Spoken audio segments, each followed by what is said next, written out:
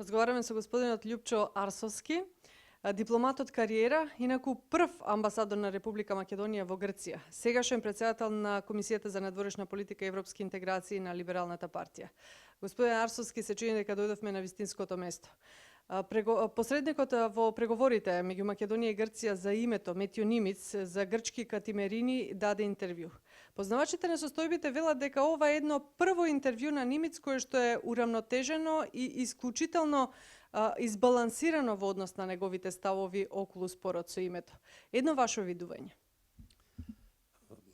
Прво поздрав до гледачите на новата телевизија 21. Ви честитам, ви пожелувам успех. Ова прашање е веќе 20 години.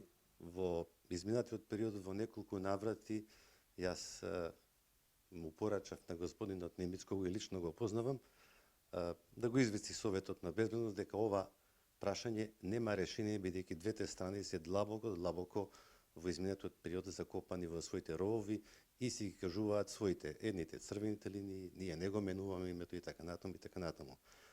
Ова интервју кој го видов во Катемирини во неделата представува навистина еден нов момент. Зошто? Затоа што прво доаѓа во период кога само што заживеа новата влада на Ципрас, каде што Ципрас повторно е и текако фокусиран на економската и финансиската ситуација во земјата, а другите прашања до сега ги оставаше и ќе ги остава на другите негови коалициони партнери.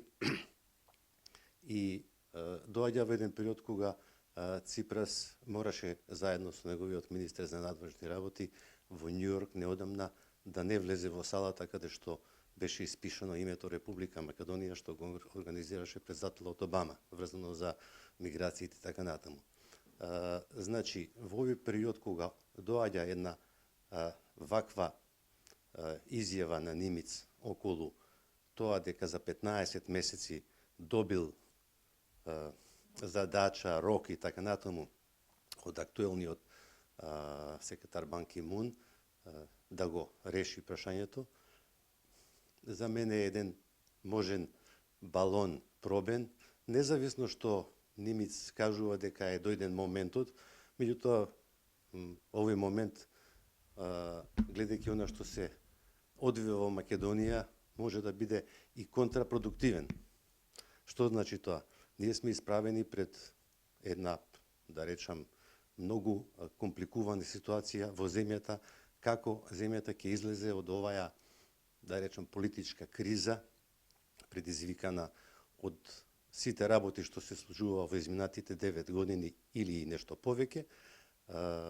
Значи, го имаме пржино, кој треба да се реализира, имаме тоа што треба да се реализира врзано за работата на специјалниот обвинител, ги знаеме сите можни, да речам, сплетки, подметнување и така натаму во функционирањето на целата оваа работа, така што мислам дека баш во момент кога би се додало уште едно прашање, тоа само ќе не одвлече во еден друг лавиринт и мислам дека на извесен начин некому може да му дојде и од корист за да ја засили позицијата дека еве, ние не го даваме името сега, бидејќи не се служуваме со ова или со онаа ситуација.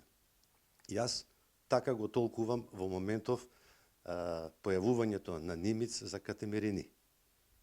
Тој ги наведува неколку аспекти. Во неговото интервју, меѓу другото, значи, оди и со конкретен податок околу тоа што би требало да содржи конкретниот предлог одредница, значи и тоа една дефинирана одредница која што би го разграничила, како што вели, оној дел кој што е поголем и е севкупен од Грција.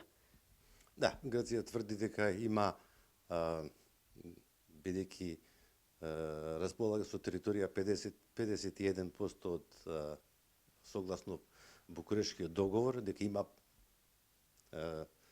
право на тоа име и од поаѓајќи од таа точка, која ја знам веќе уназад 25 години, ако не и повеќе, тргнува од таа точка, дека ние мораме да го смениме името.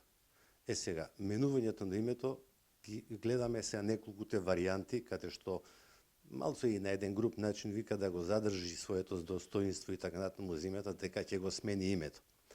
Значи, во прашање е многу компликувана ситуација, без оглед на тоа што господинот Нимиц веќе ги кажува што не е вообичаено, морам да кажам, кога се водат преговори, не е ни вообичаено да се даваат главните контури на тоа што би било можно решение. Врзано повторно за ситуацијата кај нас, јас мислам дека ова ќе се одржи, можеби и после Нова година, независно што ќе траат тие 15 месеци рок, тоа значи дека можеби да дојде во некоја по-сериозна фаза на разговори, дури после изборите во Македонија. Пред изборите во Македонија, мислам дека е илузорно е иде да се размислува или некој да даде некоја изјава, или некој изјава што ќе биде дадена кај нас, ќе биде да земе повеќе гласачи во земјата. Меѓутоа, вашите колеги и познавачите на овие состојби коментираат од друга страна дека токму наведувањето на тие аспекти и едноставно на некој начин таа рамка која што ја обелоденува Нимиц, која што прв пат се случува можеби во негов еден коментар, дава до знаење дека можеби сме блиску до решавање на овој спор. Па видите, кога ќе ги познавате работите и тамо како се одвиваат, со кој жар исто една национална струја или националистичка струја уште посилно владее во Грција, не сега, со континуитет по многу прашања, а една од тие национални прашања на Грција, за кои не се дискутира, е и прашањето за името на Македонија. Прашањето за поделбата на Кипар, прашањето за воздушниот простор, тоа се прашања што во Грција се означени како национални прашања и вели една позната нивна изрека за нив не се дискутира. Затоа и ова интервју кое доаѓа од надвор, ќе треба да почекаме неколку дена да видиме и како ќе биде примено кај познавачи, аналитичари од неколку вестници кои јас ги знам, некои од нив се веќе и лидери се на партии, како што е лидерот на Потами. Треба да се очекува една нова информација дека, да речеме, лидерот Каменос ќе се знае на која страна и како ќе биде. Тој е најсериозниот коалицион партнер на Сириза, на Ципрас, кој има меѓу другото задача војската и националните прашања да ги води. Значи, сепак ќе треба да се почека малку. И за крај ќе се повикам повторно на тугите коментари дека Америка може да притисне и ќе го реши овој спор, овој долгогодишен спор во поглед на тоа дека Македонија ќе треба да влезе во НАТО. Несомнено дека Соединетите американски држави во изминатиот период, да речам, дадоа практично, не можем да кажам се од себе, али дадоа многу.